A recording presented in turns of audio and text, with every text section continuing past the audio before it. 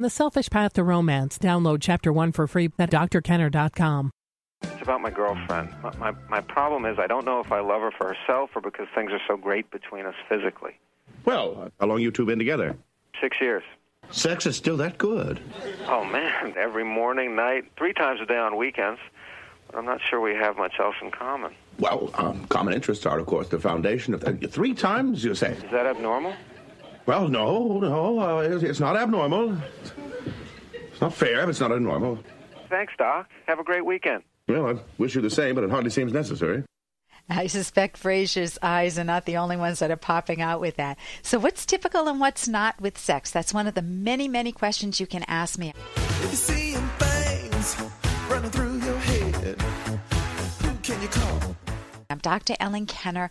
My show's The Rational Basis of Happiness. I'm a clinical psychologist, and my number's toll-free, 1-877-Dr. That's toll-free, 1-877-DRKENNER. You can ask me any questions that you would ask a counselor or a therapist, and even though it's not therapy, it's an opportunity for us to talk and give you a different perspective on things. I think we should talk about it. I don't want to talk about it. We've got a lot coming up. Listen to the following question I received and notice your own gut response.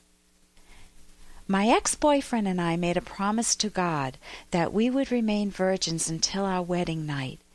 But being human beings, we were weak and we gave in to our sexual desires 4 times. We repented our sins and we turned away from our lifestyle. But it was a constant struggle not to cross the line. My boyfriend had a lot of stress from sexual tension, and he started with porn. What do you suggest he do to break this addiction to porn besides prayer? I will answer her question coming up. And if you know me and you know the show, you might suspect what's coming up. Now, another person, a woman, is very eagerly trying to get pregnant, but she's had no success for about a year. Now, that can be really frustrating when you want to start a family or when you want to have a baby. You're trying really hard, and for the partner, it's very difficult. Now, there's only one small detail to this. She was 18 years old when she started to get pregnant. She's only 19 years old now.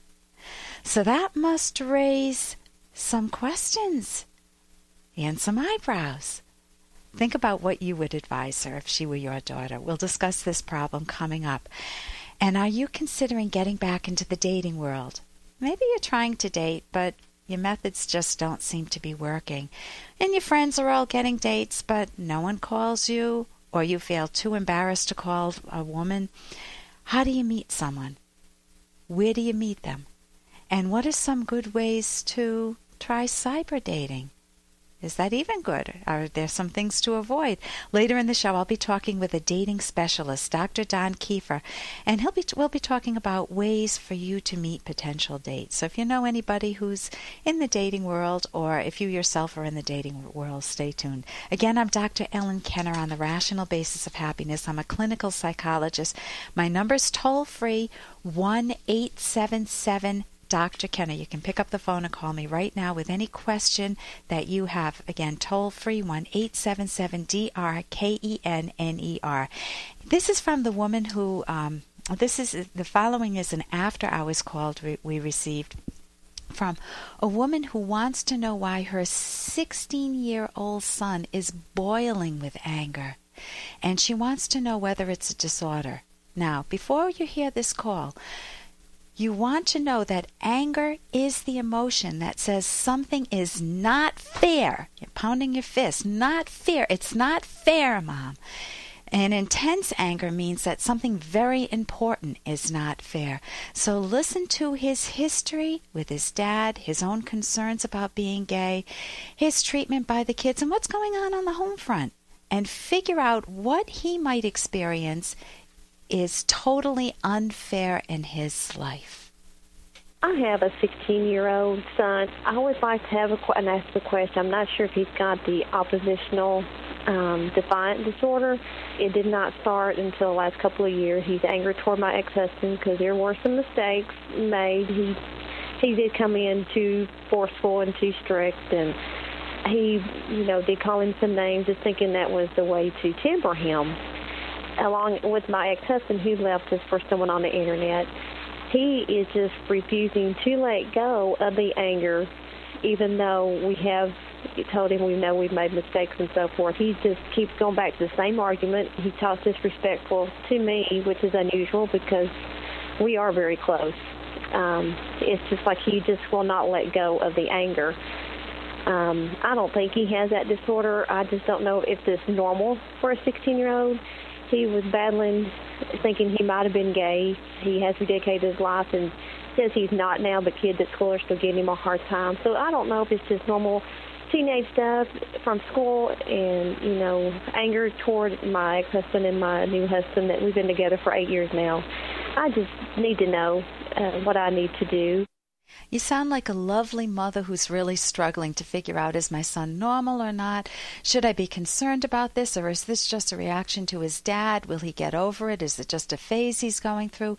Or does he have some big, heavy label like ODD, Oppositional Defiant Disorder? Now, just a few moments on that. That's a diagnosis that a psychiatrist, psychologist will give, or counselors will give. When a kid has very negative, hostile, defiant behavior that lasts for more than 6 months, and it has to have at least 4 of the following. He loses his temper. Now, what kid at the age of 16 doesn't lose his temper? Argues with adults. What kid at the age of 16 doesn't do that? Actively defies or refuses to comply with adults' requests or rules. Now, I would ask, are these rules reasonable or not? Deliberately annoys people, blames others for his or her mistakes, gets touchy or is easily annoyed by others, is angry and resentful, is spiteful and vindictive. And so these have to be above and beyond what you would expect for kids normally at this stage, 16, working to individuate themselves, wanting to be independent from home, from the mom and dad and the family.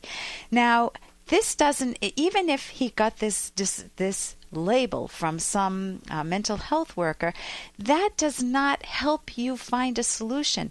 That does not help you discover the cause and work with him towards a solution. So that's what I want to focus on. He also has individual responsibility. He bears some responsibility for his actions because he can think about this more and come up with different solutions. But of course, it's much easier if you're in with a very good therapist who can give you methods and skills that you don't have to go reinventing the wheel. You learn assertiveness skills. You learn how to get all that bottled anger out and out of you. So what I might suggest is, let's say his name is Travis, is to say something like this to him, because you've had a good bond with him. And I'm just noticing we're up against the clock. So when I come back, we will talk about what to say to Travis. How do you deal with your own son when he's been through traumas that are partly caused by the breakup of your own marriage, your remarriage? And we've got lots more on the agenda, dating issues. And what do you do if you feel guilty because you had sex with your boyfriend and your boyfriend now has problems? Who are you? I'm Dr. Ellen Kenner on the Rational Basis of Happiness. Here's an excerpt from The Selfish Path to Romance, the Serious Romance Guidebook by clinical psychologist Dr. Ellen Kenner and co-author Dr. Edwin Locke. Does analyzing our emotions take the mystery out of love and thereby ruin it? No, just the opposite. Real love is based not on mystery or fantasy, but on causality. When you know the reasons for your love, assuming they're rational reasons, the relationship is stronger and more secure. If you don't know why you respond to another, you'll feel out of control and often confused. Emotional responses to your partner will come and go for no discernible reason, and emotional conflicts will be irresolvable. Communication and intimacy will be undermined. You can download Chapter 1 for free by going to drkenner.com, and you can buy The Selfish Path to Romance at Amazon.com.